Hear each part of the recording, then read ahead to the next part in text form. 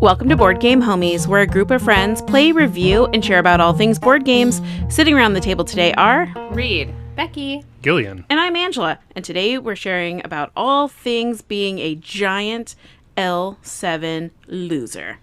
But before we get into things that we suck at, what's bringing y'all joy? I have been super excited about a roll and write that I learned how to play for Becky's birthday weekend, Railroad Inc., and I absolutely adore it. I went out to this cute game store in Bloomington, Indiana recently and saw it on their to be shelved pile and said, "May I buy this, please?" And I got to buy it, and I'm very excited. I bought the yellow one. what a fun souvenir. It is.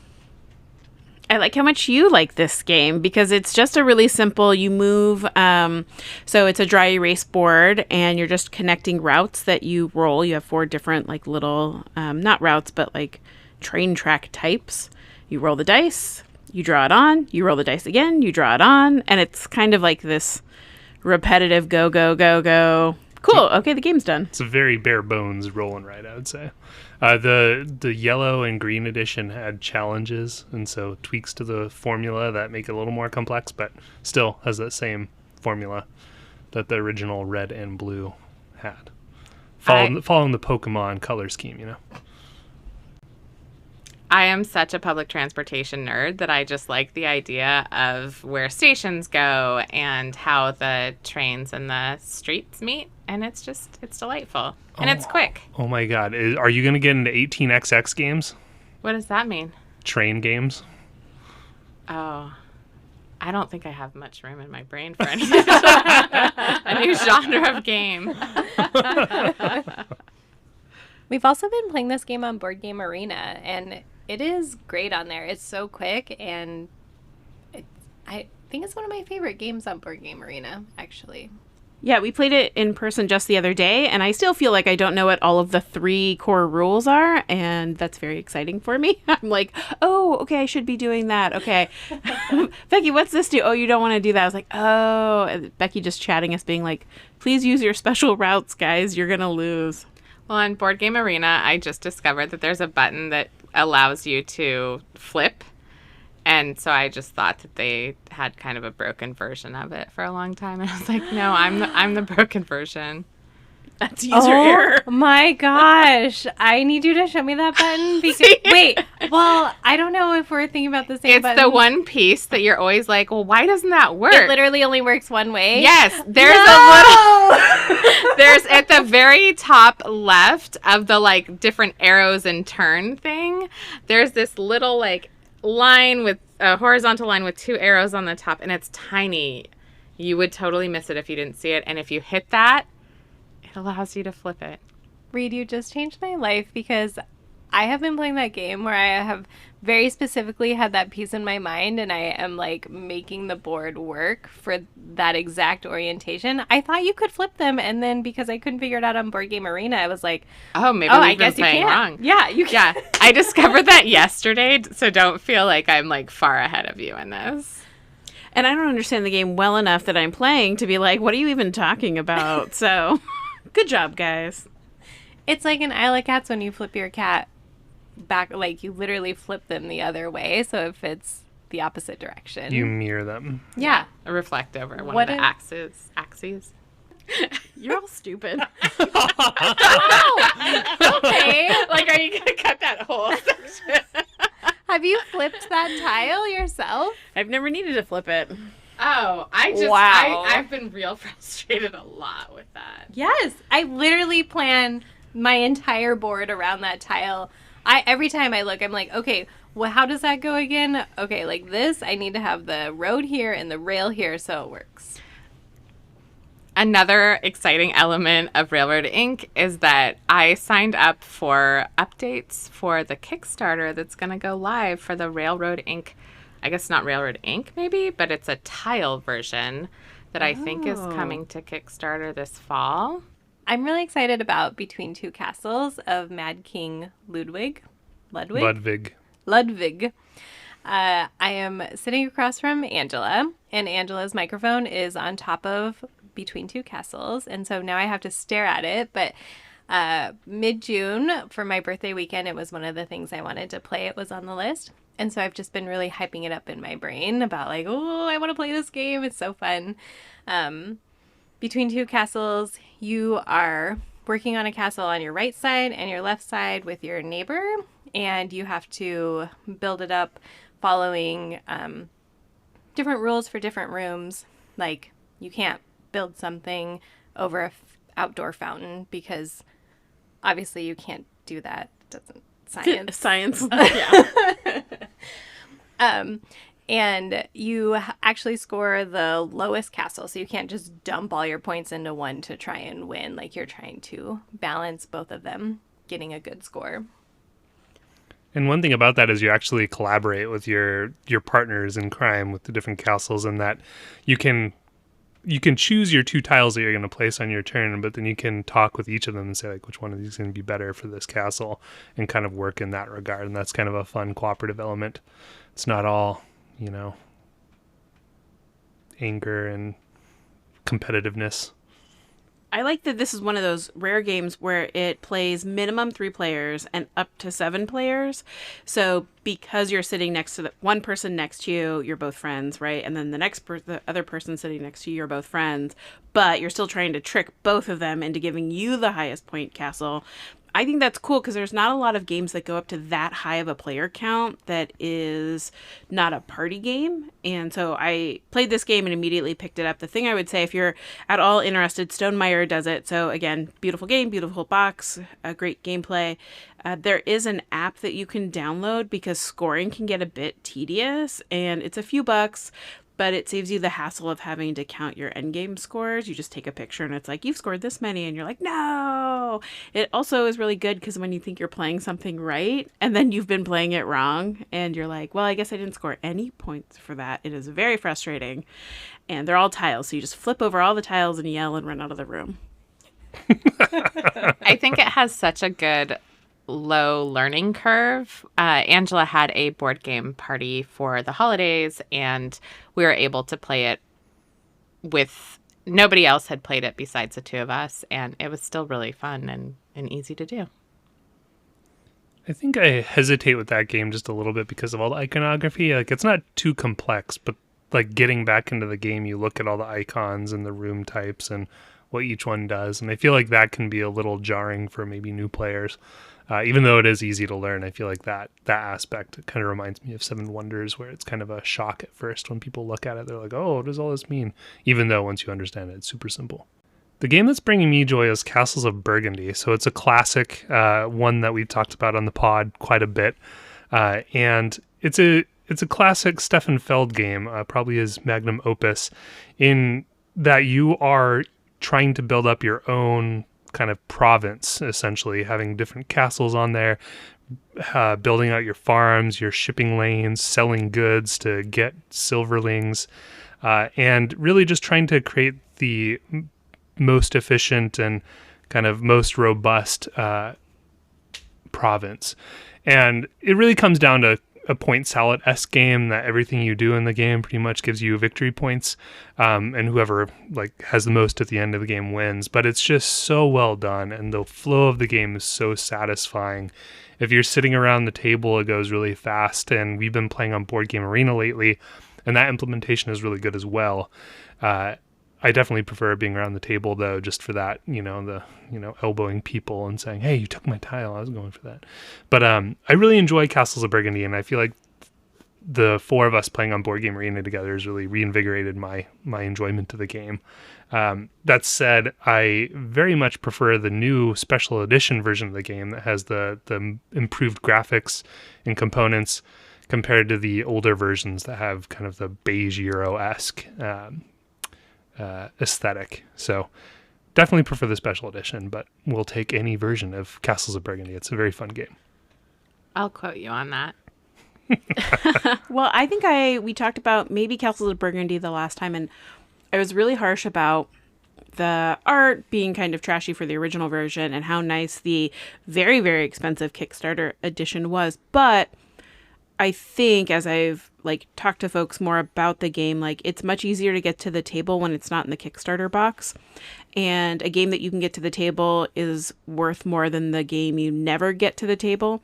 And I like that the BGA adaptation allows us to play together, keep this game fresh so that we don't forget about it or remember how wonderful and it's so smooth. And also that it'll make the plays that we have in person not feel like we never get the game to the table because it's kind of a behemoth to set up, even though it looks way nicer. Also, Becky is really good at this game and has crushed us. And I thought there was a funny moment where Becky crushed us by something like 40 points. And there's a little chat. And I was like, oh no, Becky crushed us. And then the next line was, Gillian has left the chat. That did bring me a lot of joy. Gillian did not leave because of me crushing them. It's just you close the chat and you exit the game and now you're done. You also beat me by 60 points. I'm sorry. It's okay, Becky. There are 2 games that are bringing me joy, neither of which I have played. The first is Kanban EV, which is a game I have talked about a lot because I really, really love the thematicness of being a middle manager. As a middle manager, I find it so fascinating. And so I finally have opened the box, punched it, and I bought this game. I think I got promoted, or actually I was interviewing for a job I didn't know I would get. So I thought it was very fitting to buy a middle management game while applying for a middle management job. And so I was like, I'm going to treat myself. So I got it. And for my birthday as another celebration, I'm going to try and play it.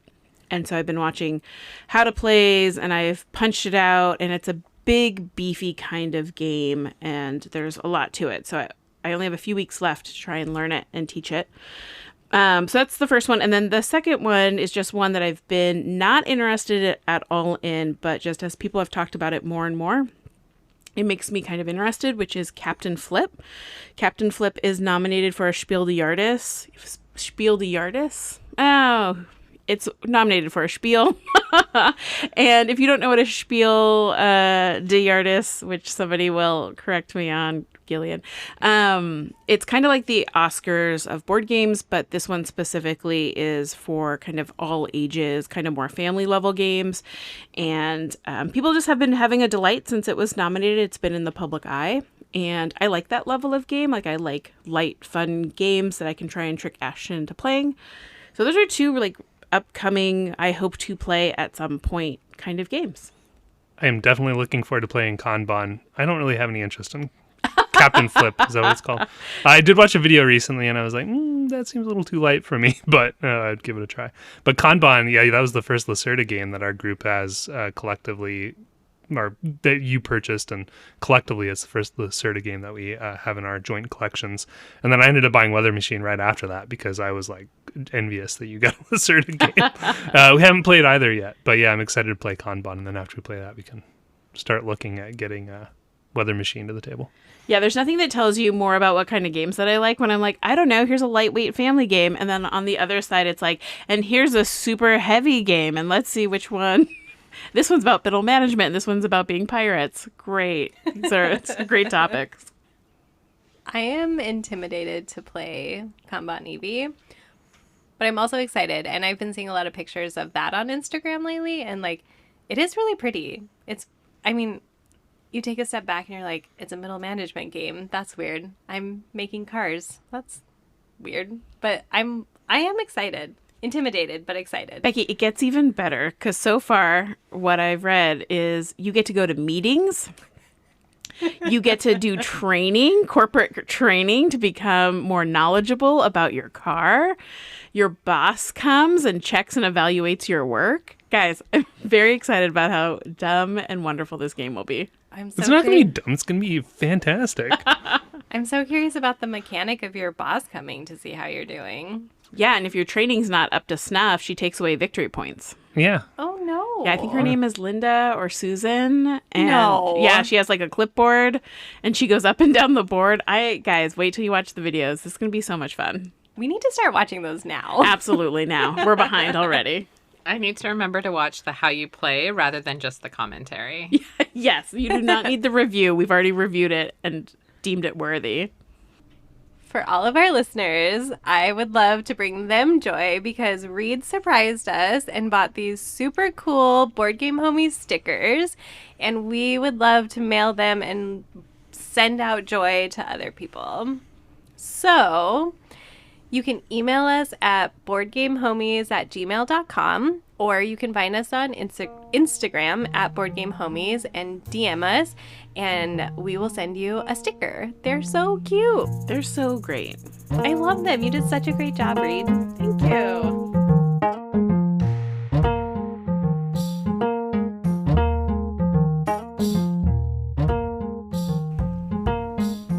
Today we're going to deep dive a topic that has popped up quite a few times with our group, and that's the idea, and actually the very, very real reality of losing a board game.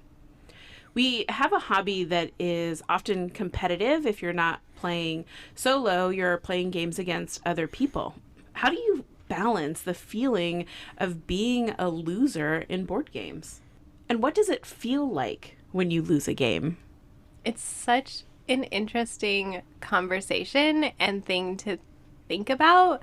It makes me think of games where we've been teaching somebody a new game, or maybe it's like a game Gillian or I have played like 20 times and somebody's only played it 5 times and we just know the ins and outs a little bit better. And knowing what it feels like to lose a game, even if it's the first time you're playing it, I think a lot about like, I don't want to make this person feel like I've crushed them and like have them not be interested in the game, because I think that first experience, even though you can sit at the table and be like, oh yeah, okay, I was just learning it, like I think I get it, I think I'll do better next time, like it still doesn't feel good to be crushed. She speaks from personal experience. Wow! No. Gillian, that's topic number 3. I get that a lot though, because when I take a path of I'm probably going to lose. I'm very okay. I don't necessarily play board games just to win. I think I give it my all and I try really hard. And I'm okay with losing. I think I have the lowest percentage of all time in our group of not winning. But there's an occasional time, like when we played Scythe, and you and Gillian knew the game so well. And actually, I think maybe Reed won. No, I came in second. No, Yeah. I annihilated in that game. Yeah. It was one of those times. It was one of the few times where playing the game for the first time, I was like, oh, this was fine. And also, I'd want to play it 3 or 4 times because it felt like I didn't understand the game well enough or play enough to actually feel okay with the loss. Like, I was fine with the loss, but I just wish I had played and showed up better. And so those are the type of losses I take a little bit more like, gosh, golly jeepers, I wish I could do better. So losing is definitely an interesting thought in that for me, it really depends on my mindset. I would say before this game group came along, so before Reed and Angela joined us, Becky and I did a lot of playing, just the two of us. And it was much different going into like 4-player versions of the same game versus 2 players, because having more players definitely showed me different strategies, and I enjoyed that aspect of it to the point where, losing wasn't necessarily a sore feeling for me. It was more of, oh, I didn't think about that. I got stuck in my ruts in terms of how I approached the game, and it was really cool to see you two come in and totally try something different and succeed. And so I enjoyed that aspect, but certainly there are times when if I've had a rough day or something of the like, or I've had a very long day in general, coming into a game and just getting stomped definitely puts me in a foul mood. And I am at that point now where I often recognize that and I try to avoid it where possible. But yeah, it's definitely the attitude that I go into if I've had a rough day. It's a struggle to really face that with, I guess, positivity, the losing aspect. So balancing it's definitely fluctuates from time to time depending on how things are going. I think my relationship with winning and losing has shifted over time as I've gotten more into playing board games, that I'm realizing that I'm enjoying them because I'm sitting around the table with people that I want to spend time with, and we laugh and we hurl insults at each other sometimes. And I think that the joy that we have together outweighs the quest for the win for me. And that's something that hasn't always been there. A lot of times in striving to win, I'm striving to prove myself. I'm striving to say, hey, I'm more strategic than you, or I understand the mechanics better than you.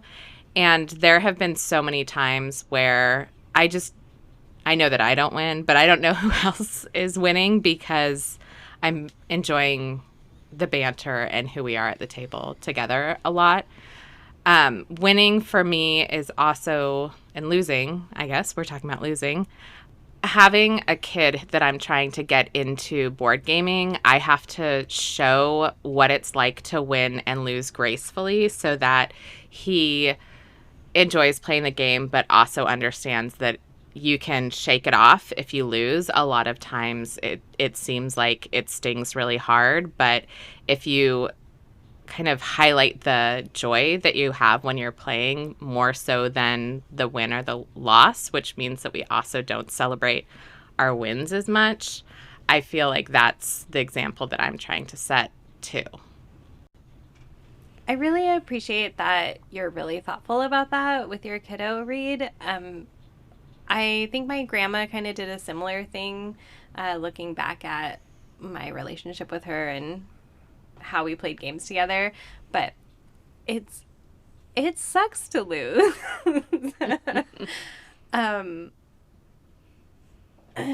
Yep, it sucks to lose. Especially against a cheater like your grandma. Wow. Did your grandma cheat?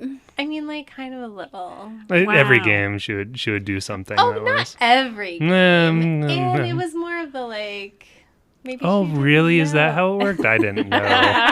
Even though I've played this dozens of times. Guys, when I get older, I'm going to cheat and just be like, how did I know? I didn't know. Is that the rule? I'd be like, my eyes are bad. I took a $10 instead of a 1. So mark my words right here. I think family is such an interesting piece of the puzzle when you play board games, because there are some folks I feel like we're just more maybe naturally competitive against. So like when I play against my partner, when I play against Ashton, I'm very cautious about ensuring that she has a great experience because I want her to keep playing. She has no such qualms. So she will shove her win in my face so hard. We were just playing horse basketball, not a board game. But I had beaten her like 6 times in a row. She finally won back-to-back games. And she like did a dance, sang a song, told me to suck it. I was like, wow. I was like, okay, great job. But I see that she gets super competitive when we play and doesn't like to lose. And then when we play with her family, like on the holidays we've played, and we played Cascadia, and she was trying, I just watch her trying so hard not to let her family beat her because that's like how she grew up. Of like, yeah, we're competitive. And I actually also used to be that way. So I remember there was a Christmas, and it wasn't when I was a teenager. It was when I was in my 30s. So it's not like I was young and dumb. But my brother and I were playing a game of Exploding Kittens, and I had played that game a bunch. He was playing it maybe for the first or second time. And I thought I had won, but there was a rule that he's like, you can't do that because of that thing you just said. And I was like, what? No, that's not the way it is. And we got into a huge knockout fight on Christmas Eve. So when I came over for Christmas, we just didn't talk to each other. That's how bad the loss was and how much we were yelling at each other. And it was the most awkward Christmas ever of us not talking and celebrating. And I took that moment to be like, maybe I'm just too competitive with my little brother. Like, I don't get this way with other people. And I was like, oh, I think I need to chill the hell out. And I think that's kind of like took me on this road of being much more zen when I play games, of being like, I don't care what game I play. I don't care what color I am. I don't care if I lose or if I win. I'm just here to have a great time, because I've done the opposite and just been like a total jerk faceosaurus. So I don't know. It just feels like more competitive with some people. You just like want to beat them. Yeah, it's definitely interesting because I'm definitely more competitive, or I was more competitive when I would play against others that were, I would say, just generally really, really good in the hobby. I think of a friend that we used to play with, where he was one of the main players that introduced us to Scythe. And we played the campaign, and I remember I was fairly competitive during that campaign because I was like, I want to beat him. I want to beat him. And so there are just some people that bring out the competitiveness out in me that I'm not entirely proud of. But I must admit, I don't think it's happened a lot lately in the past, like, 5 years or so. So definitely, as Reed said, like, as I've aged, it's gotten better. I take losses better in general, although there are, as I said, those unique instances when my attitude isn't at the best state. But yeah. I'm really impressed. Sorry. I'm really impressed by the ability to be so zen during a loss or a win. I try not to gloat too much when I do win, but sometimes the win is like, it's like a built up win, and Gillian beats me the majority of the time in board games. And so like it really feels like an accomplishment. So sometimes I'm like, yes, I beat you. Suck it. But I said that a couple of times. But then after the fact, like, it doesn't feel good that I said that either, because I know, like, if I were on the other side, like, I would not feel good about it. But since we've been playing games with you, Angela, like, I have always admired your ability to just be zen about. To be a loser, yeah. Wow! No, and you're a very humble winner, I would say. So It's true. You get to go first in Everdell as the humblest. Oh, you keep stealing that from really anybody. Becky, you can go first in Everdell whenever you want to play. so you can wait the longest. Becky left for 40 minutes and still came in second or something like that. Third, but Playing with 2 people feels different than when you're playing with 4 people or even 3 people, because the attacks that you have in a game are often better distributed when there are multiple people. And if you're playing with 2 people, it seems like, hey, you're going after this, or you're taking this from me very intentionally. And I also think that playing with my partner, my spouse, is something that we do to just tend to be more competitive with each other. And I think because you lose some of that filter of definitely the banter gets a little intense sometimes. Yeah, I bought Machi Koro because I like a lighter game, and I try to get games that have really low rules overheads for Ashton. And we played Machi Koro, and it's pretty basic. You like buy cards to get more cards. So buy cards, roll dice, get cards. It just like it's a whole cycle, and it can get monotonous. But we were playing it for the first time together, and I absolutely crushed her. And she was so angry about it. Like, how many times have you played this game? Why are we playing this game? And I was like, no, I've never played this game before. We play it the second time, and she handily beats me. But there was a moment where I was like, should I throw this game? She's having such a hard time with it because she is so competitive. And I didn't. And she ended up winning, and she has won actually like the next 3 games of Machi Koro. She's won, and I was like, oh, this is great. But I think there are those moments like, do you and Nat play cribbage together? No, Nat will not play cribbage with me because he never wins. I'm going to redo the cribbage thing. Because that was bad. I don't think it was That was bad. bad? Okay. I won't. Nat I doesn't loved listen it. to our podcast, so I know he doesn't. Brooks was like, I listen to the podcast more than you do.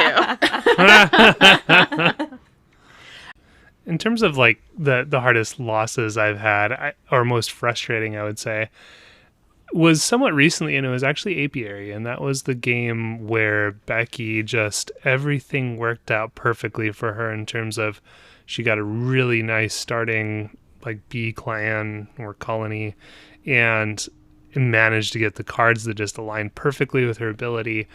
And by turn 3, it just felt like there was no chance of beating her. And ended up being true. You ended up winning that game, but I was very frustrated, like especially when the writing's on the wall that early in a game. that really throws me for a loop. And I also had a really rough day that day, I think, and so I wasn't in the best state of mind. But that was a really rough one for me.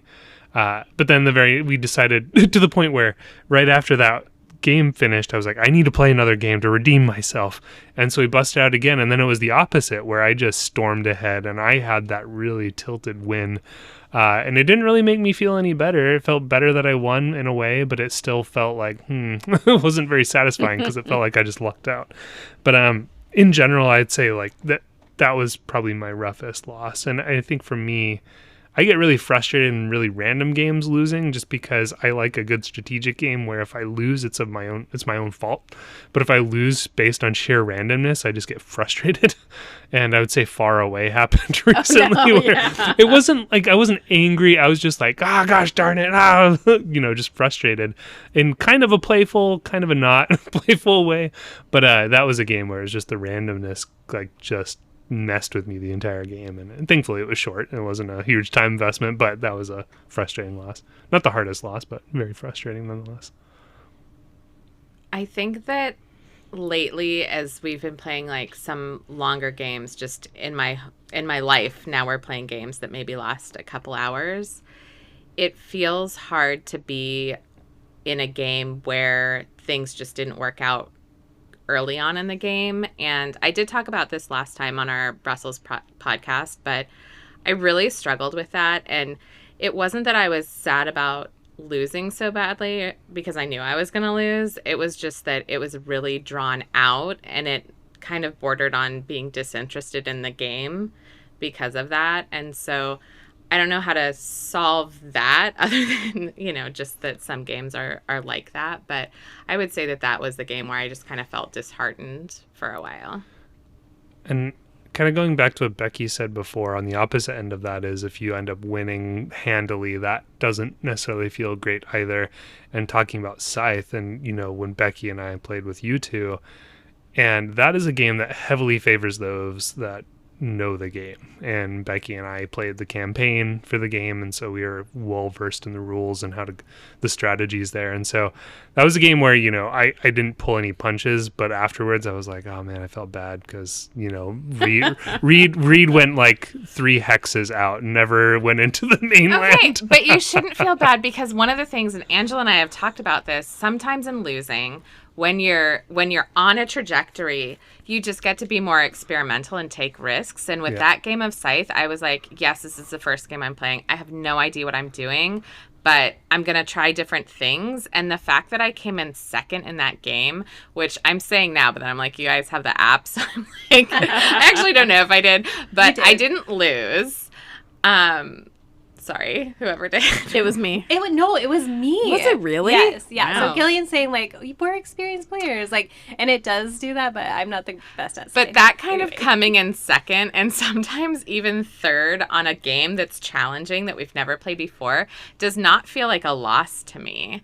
I would say that there's definitely some frustrating moments where the first time we played Dune, I think I understood it by like the last round, or maybe we played it twice, and I was like, oh, if I just have one more move or one more spice, then I can win. And I felt really good because that's a game that you all have played a lot, and I was like, oh, my strategy is like getting up there. And even though that was probably one of the more like disappointing losses where I was like, oh, I'm almost there. I think for me with Scythe, I think the reason why I look back to that and unfavorably is just because you two have talked about how you're like, I don't necessarily want to play it anytime soon. And so I wasn't sure if that was the game itself or just like how tilted the game ended up being and if they interacted with each other in that negative way. Yeah, I think I definitely want to play Scythe again, and I want to be more prepared for playing Scythe because I think I sped through the rules playthrough and didn't feel really comfortable grasping all the mechanisms. And I think that's just a part of playing for the first time, which we do a lot of because we cycle through new games a lot, or we're introducing each other to our collections, which you've never played before, but the other person has. And there's a level of like, you don't feel so bad maybe the first time you play, except maybe if you get super crushed. But I want to play Scythe again. And I think what helps me with losing is, and what could have helped in Scythe is knowing and understanding the game better and being like, oh, like you guys helped out. I think it was the last round, and you were like, hey, you should spread out your people because of this thing that's going to happen. And I was like, oh, that's something you would get from playing 2 or 3 times. And those are the little things that like help make it easier. And I think on a version of that was our play of the White Castle. The first time was like super awesome and I won. I was like, yay, I've won this game. And then we played for the second time and I lost after I think having the best combo of my whole life. I was like, oh my God, this is so wonderful. I'm playing like back-to-back Zen perfect games. I was so excited. Because it was a new game we were playing. It was very strategic. I was like, great, Becky beats me on a tiebreaker. And I was like, oh, I played the best game of my life and I lost to Becky on a tiebreaker. And I was like so sad. And I've never regained that understanding of the game and have gone on like a 4-game losing streak. So it makes me like, oh, am I just not grasping the concepts of the game again and like wanting to make sure I'm really solid in my foundation? But those are the times where I'm like, I'm going to lose again. And so much so that we played this game on Thursday and I like went to there's like farmers, there's your rake boys, there's your fat boys who go to the castle, and then there's your soldier boys. And there was a point where I had like all of my guys in the garden and Becky was looking at the castle and goes, that's not how you win, Angela. And I was like, what? I was like, oh, sick burn. Okay. I mean, it was like a similar situation to that. And I mean, what matters is how you're remembering it. But we were talking about the winning strategies for this game. And I was like, well, maybe that's not the winning strategy since you always do that. And then I felt terrible after. But I do that and I win sometimes. It was great. No, it was a bad game. But the loss made me reflect on some stuff where I was like, actually going to all of the low point gardens at the beginning maybe helps, but then what do you do after that? And Reed and I got the same number. Actually, Reed got more points than I did going to the gardens, and she only went like twice. And because she had paid for the high ones and I had paid for the low ones. And anyway, I think there's something to learn in loss. I really appreciate playing games with the 4 of us, but with Angela and Reed, like you two, you really think about like, wow, I tried this strategy and now I'm going to try this new strategy. And I think Reed actually really spearheaded that kind of like thought process and being vocal about it too. And I really appreciate it because I feel like sometimes I come off of a loss and I'm like, I feel like I played a really good game and why doesn't this work? And I probably did the same thing I did last time and I just keep trying to make it work. But you two, especially, I feel like do a good job you finish a game and you're like, oh, I'm so excited to try this new strategy or go this way, or wow, it really did not work to sell my coal. Yeah, just like opened up my eyes in terms of the strategies and how you go about it. Because I remember the one game of Apiary we played, all of us were judging Reed for just going to that one space to like swap resources. And then she ended up winning. We were like, how did that Crushing happen? us. Yeah. How did Crushing us. that Not happen? close. So there are those times when there are strategies that I think are less than ideal that just manage to pan out. And so it just opens my eyes in terms of like what's actually possible. And yeah, I really appreciate that. I think that I always have the hope that I'm going to win a game. Like I go and I'm like, oh, I think I can do it. But one of the things that I really like doing is seeing if there's some sort of loophole in a game where I can play like Terraforming Mars as a card game and just get victory points and win. Or we played Scythe and I don't think I did a lot of the area control. I didn't do any area control except when I absolutely had to. And then sometimes it pans out, sometimes it doesn't. I'm dealing with Arc Nova that you actually have to play animals in order to win. So I realize that some of those like counter intuitive strategies don't always win, but sometimes it's fun to play something that you're like, this could be a wild ride if it does work. Yeah. And speaking of Arc Nova and Angela's comment about how, you had played the best game of your life in the White Castle and still lost. That happened to me in Arc Nova a while back. Like there's a 2-player game that Angela and I were having in person. And I had this amazing like primate engine going, and I thought I was just gonna steamroll and win. And then Angela pulls out the Galapagos turtle at the end and ends up winning. And that was somewhat frustrating for me because I was so confident that I was going to win, kind of like Becky's confidence in the game of viticulture. And it just, when you get your emotions built up in a game like that, and you just feel like you've done it, and then you didn't. That's always a brick wall to hit. I like learning. Like you, before we recorded, Gillian fully stomped me at a game of Arc Nova. And what was really cool was he had taken a elephant that I had really wanted, and he had been holding on to an eagle. So he was able to do this really great like end game animal play that then gave him another turn to like do another thing. And it was very much, and we even were playing a game online, and I was like, oh my God, I'm going to get this like panda. And I was like, hell yes, panda. I'm going to play it on my last turn. And Gillian took it, and I was like, you son of a jerk face. And I put in the chat, that like the panda, because I knew he was going to play it, and it had such a good like score point for the end, and I didn't think he was going to take it. And it's now like the Galapagos turtle was kind of this moment of, oh, I'm going to play hella big animals at the end and totally shank you for a bunch of points, which maybe that's not what you think about Arc Nova. Certainly the first few times we played it, you're just like, oh, get another conservation point. And you're like, what if I played a bunch of animals and really screwed you? So I think that's the cool part about losing is you learn a bunch of stuff. And then Reed over there's like, I'm going to play 3 sponsors. See, I was trying the sponsor game. No animals. Which really inspired me. Now I'm kind of thinking about like how to play sponsors differently because of you. Maybe not to the level where you actually had no places for animals to live because you had played like 9 unique sponsor things, but so, you know, a balance. You need money. Yeah, you need money. Often in games, I feel like I never have money. That's something that sometimes, like when you never have money, you can never catch up. Gillian and I were playing Arc Nova the other day, and I had no money, and I just went high conservation points, which don't give you any money, and ended up not being able to play animals again, even though I wanted to. So, yes, failed miserably at that one too. Often in games, I find that I peak too soon. So we were playing Castles of Burgundy the other day, and I was ahead a lot of the time, or at least kind of bounding in and out of first and second place.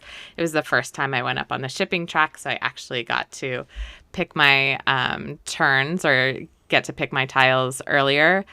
And then I just absolutely tanked. And I thought, oh, maybe I did better. This is my personal best. It was not my personal best. Thank you to the app for telling me that, in fact, it was my worst game of Castles of Burgundy. I love that that's a trend for you because when we played Kutna Hora, the rule book is like, probably don't build a public building in the beginning. And Reed was like, but what if I did? And then had no money the whole game.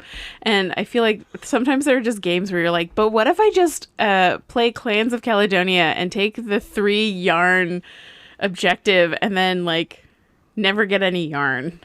And I was like, girl, you gotta get some yarn. You're like, but I don't have any money. Games are very capitalist, and I tend to not do well with the whole money production. Yes, absolutely. Reed, I also feel like I peak too soon in a lot of games.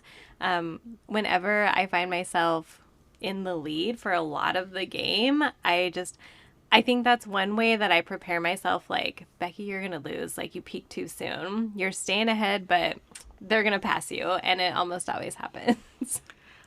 We played a game of viticulture that I think was the last game of viticulture, and the first time we played viticulture, I lost and was getting an understanding of how to play the game and thought, this game is really fun. I like it.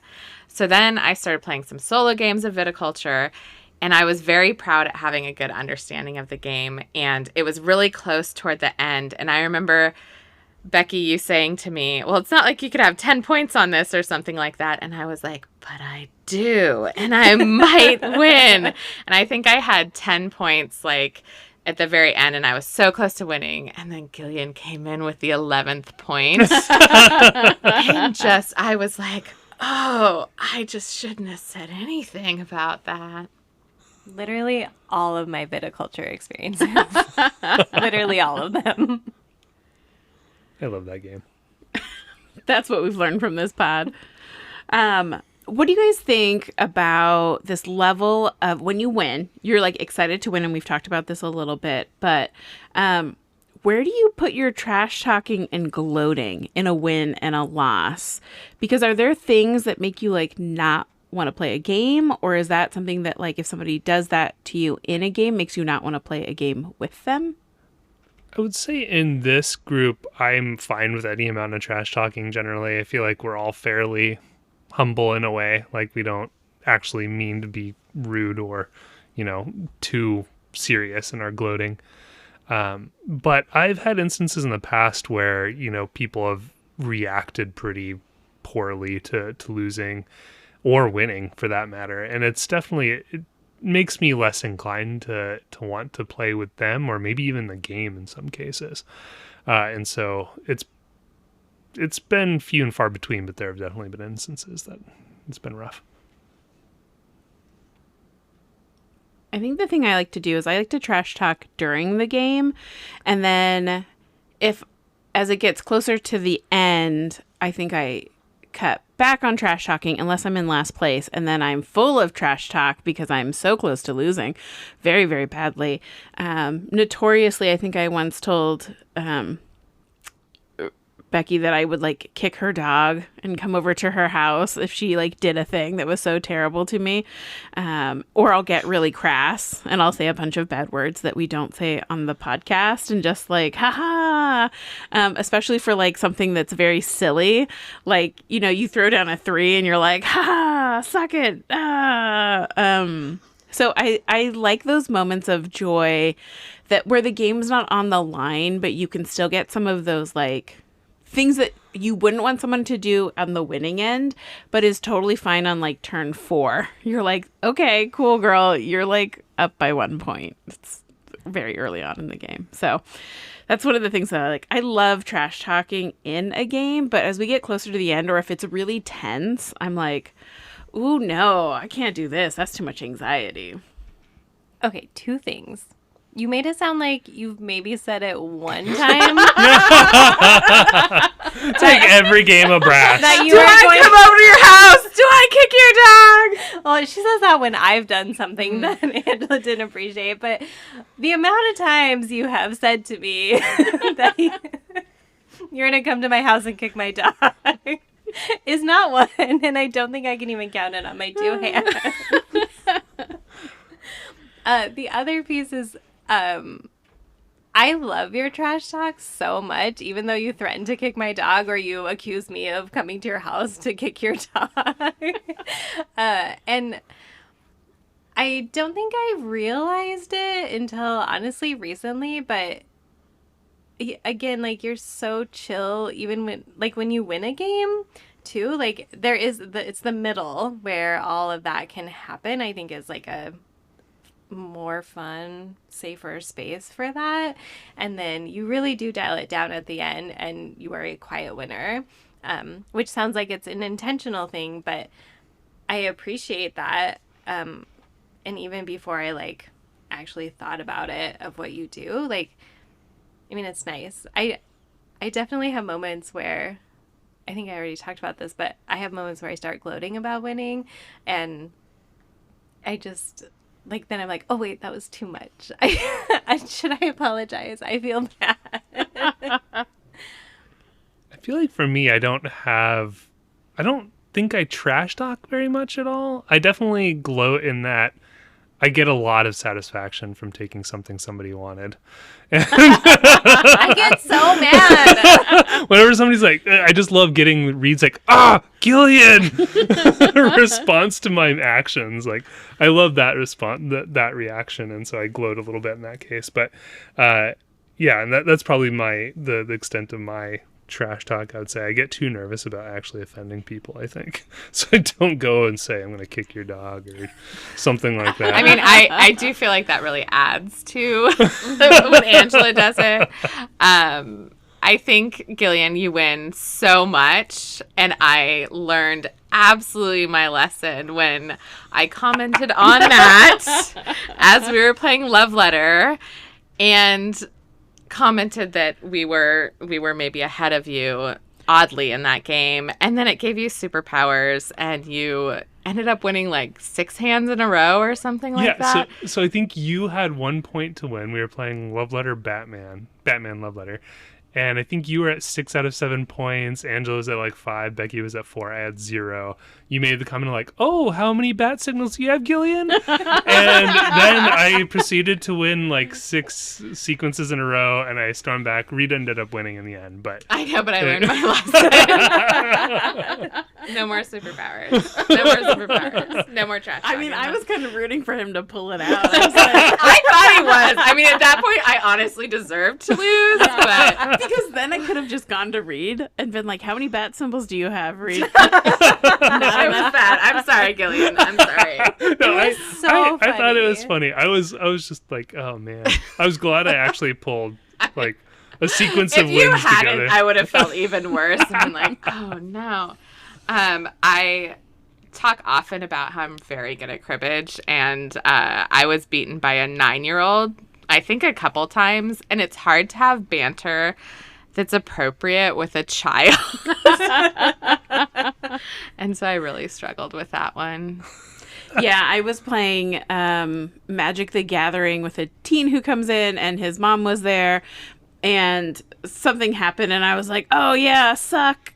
And then I like stopped, and I was like, Succotash. "Sucks to suck," I said, because I was so used to it. And his mom was very nice and very funny and laughed a lot. And, but I was like, appropriateness with teenagers and small children.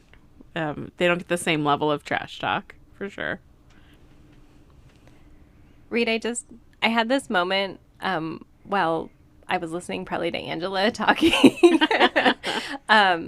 At the beginning, you talked about how thoughtful you are with teaching your kiddo about how to win and lose. And I just had this moment where I was like, oh my God, is Reed like being our mom and like being a good example for us? But also Reed is shaking her head no right now. But like, I don't know. I just think you're genuinely this wonderful human who like is so excited for people when they do cool things. Because like at the end of the game, immediately, whoever's won, you're like, Angela, you did such a good job, and then you kind of continue around the table like, Gillian, that was great. Like you are always just so joyful. Even if you're last or if you're second, you're just like, good job. Sometimes it sounds a little more like, good job. but most of the time it's just like so genuine, and I really appreciate that. And I like to like soak that in and like try and remember like that's how I want to be at the end of a game, even when I'm frustrated. I think you can also tell when somebody does something really good or creative, and you're like, wait, what did you just do? Like Angela's amazing the White Castle combo. I mean, that was amazing. Well, even like when you turned over and you said, I don't understand the nobles in Brussels. And then you were like, maybe I'll understand the nobles after watching this thing happen. And yeah, I feel the same way. I think that's the great part of like Reed will start talking about something cool somebody did, and then we'll all start talking about the thing that was cool that somebody did, or the card that they played, or a combo they did in the game. It was like, wow, that game really turned on a dime. We were all like, yay, yeah. And I think those kind of like positive vibes that you send out make it so that we all at the table start talking about it doesn't allow us to stay stuck in the loss. It allows us to move forward and actually think about how fun the experience was. Celebrate the winner in a way, because if you're not gloating, it's still like, hey, great job, so-and-so. And you're like, yeah, that was a great job. And I think it's those moments about like why I play board games is for a sense of community and people and all of those things. Because I don't ever not want to play a game or not want to play with people. And if somebody was just a jerk, like, or if I really just didn't understand games, or my friends weren't supportive teaching me a game, that would make it so I really didn't want to keep playing board games. And I think in a hobby like this, it can go off the rails where you're like, whoa, I don't want to play because like people are mean, or my board game group are full of jerks, or these games are too hard, or I feel stupid. So I really also appreciate that about you, Reed. Oh, thank you. It's really hard when you're sitting around a table and someone is having a bad game. Either they're like in their head about how the game is not going well, or like when Gillian was talking about apiary, like turn 3, he was like, I'm losing this game and it's going to be a long game and this is frustrating because it's still going your way. I less focused that on myself and more on you, and like, Becky's gonna win, Becky's gonna win, Becky's gonna win. That's true. And like, I'm going to forget what I was saying, but when I was talking about with Reed, like, I also feel like I peaked too soon. During that game, I remember very specifically being like, if I don't win this game, I'm going to be so mad because you're giving me so much crap right now. Like, I better win this game. It was okay because you did. It didn't feel good. But it just, like, when there's somebody visibly having a bad time or a bad reaction, or you can tell that they're irritated, and I think there's a line of like, I feel like I'm really sensitive to people's emotions and how they're feeling, and also I probably just make them up for them sometimes.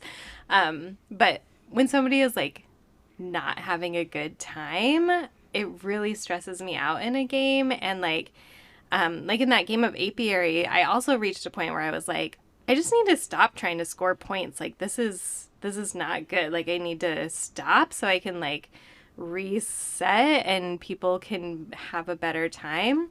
And so like I take that on a lot too in a game where in that game it was it was a lot, but in other games too, I'm worried about how the other person is feeling, and I just want to fix it and make it better so we can all have more of an enjoyable time, but that's not good either. Yeah, and to apiary, like, that was definitely, like I said earlier, the most frustrating game I had, and I don't feel great about how I responded in that game, so that was probably one of my poorest responses in a game.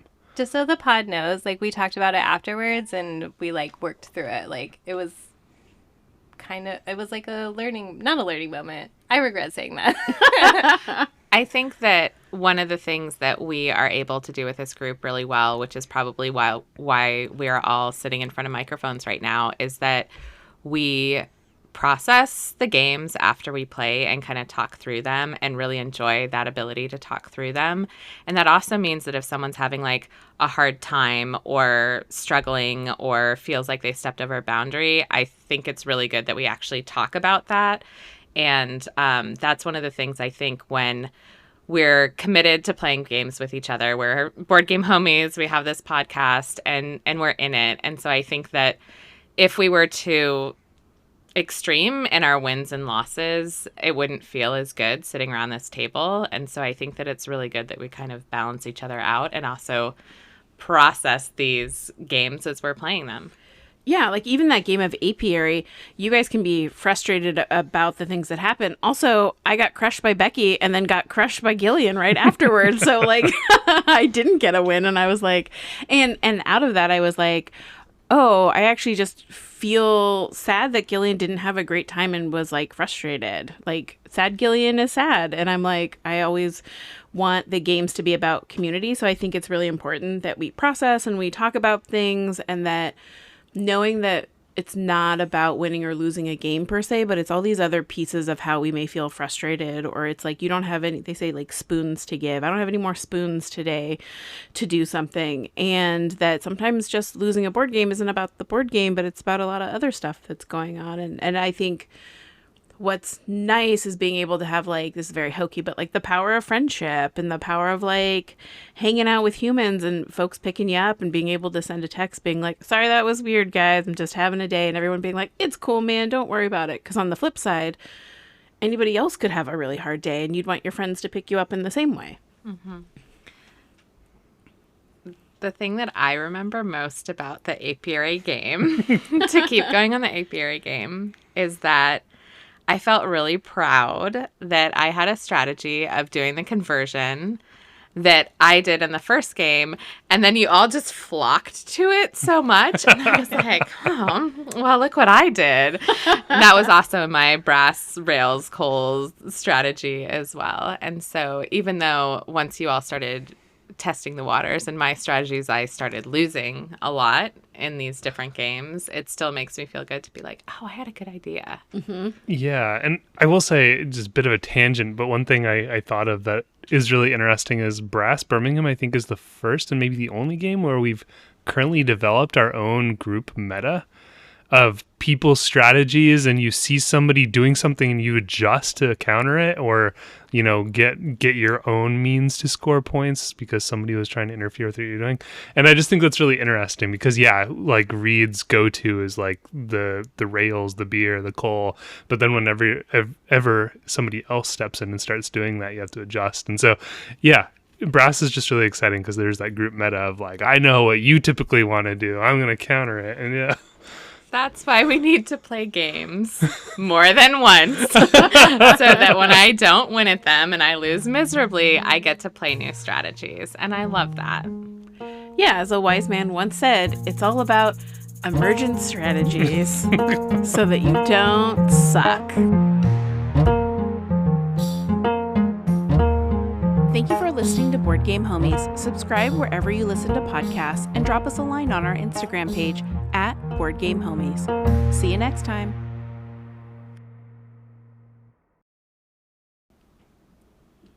Okay, so another thing that's bringing me joy are all of our listeners and the stats for our podcast. I get so excited.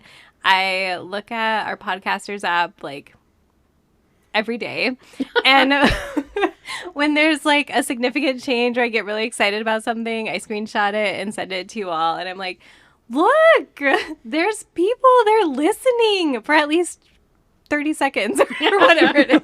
But we don't know. It counts. Shout out to Germany for showing up. Yeah. There are a few countries on there. And so with all of our listeners, I don't know where I'm going with that. That was really good. No, I know it was good. No, it was good. But so you could say, so for all of our listeners, we want to give you a little like joy. That was so Are good. you sure you don't want to say that? I really wanted to do this because it would have been so much quicker, but I had just talked. I thought you wanted Becky to do it, not that you. I had literally just Well, talked. then just say somebody else say something. No, you can take over now. Absolutely You not. can absolutely take over. No. It's too late. I'm so sorry. And this by making it worse, and we I'm would have been even done with more the podcast sorry. when we talk about Yeah. voting for someone. I was really into it, Becky. Also, we're getting so delayed. It's so hot. Starting to sweat. Oh, I've been sweating. Yeah, it's That was so good, Angela, what you said. Yeah, so now you need to say it. Okay. You got this. Thanks. Thank you for believing in me, even though it would have been faster if you just did it. I just love how honest you were. Like, I wanted to because it would have been faster. But The moral was I didn't, and I just picked you over Reed. Because I thought you would handle it better. I just want to say I can give speeches in front of a lot of people. Not this. Podcast that nobody's watching you. Literally made up people on the internet.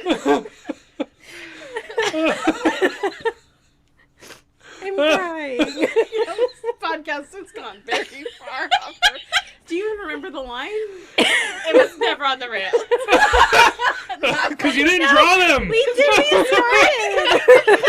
Side buttons to flip it. Speaking of our listeners, we want to bring you joy.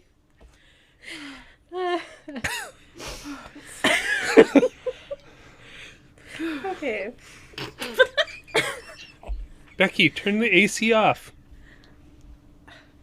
I'm just joking. I'm joking. It's at 74 already. And it means it's 84 up here. Okay.